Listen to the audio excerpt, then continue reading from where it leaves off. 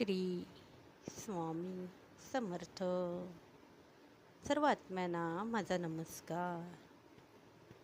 आईला प्राप्त करून घेणं म्हणजे नेमकं काय? तर आपल्या स्वतःला आईच्या स्वाधीन करणं. आणि हे सोपं आहे का? आपण हे सहजपणे करू शकतो का? हे मोठे प्रश्नच आहेत.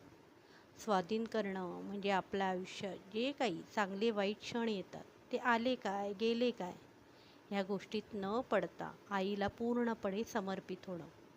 पण हे आपल्याकडून घडतं का? समजा एखाद्या वेळेस आपल्या आयुष्यात काही चांगले घडते तेव्हा आपण म्हणतो हे माझ्यामुळे झालं, मी मेहनत कष्ट घेतलं म्हणून घडलं. आणि कधी वाईट वेळ आली तर आपण म्हणतो हे माझ्या नशिबातच नव्हतं, म्हणजे हे दुसऱ्याच्या नशिबात होतं. ह्यामुळे आपल्यात ईर्ष्या निर्माण होते. आणि काही वेळा तर आपण अशी वेळ माझ्यावर आईमुळे आली असंही म्हणतो, म्हणजे ही वाईट वेळ आईमुळे असं म्हणून ह्यासाठी आपण आईला समर्पित होतो.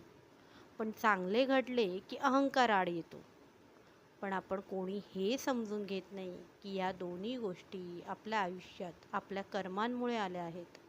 आपले भोग प्रारब्ध आहेत म्हणून आहे. मग मला सांगा, आपण आईला फक्त वाईट घटनेसाठी समर्पित केले आहे का? मला इतकंच म्हणायचं आहे, आपण ह्या दोन्ही गोष्टी जेव्हा आईला समर्पित करतो तेव्हा खरे आपण आईला स्वाधीन झालो असं समजू शकतो.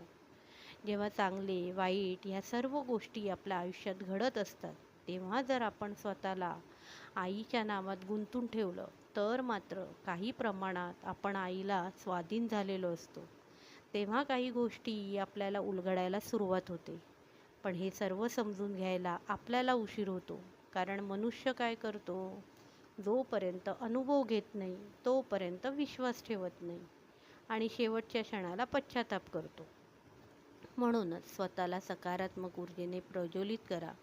ध्यान, नामस्मरण ह्याने आपल्याला चांगले वाईट ह्या गोष्टी समजू लागतात. ह्यामुळे निदान आपण आपलं आयुष्य तरी योग्य रीतीने व्यतीत करू शकतो.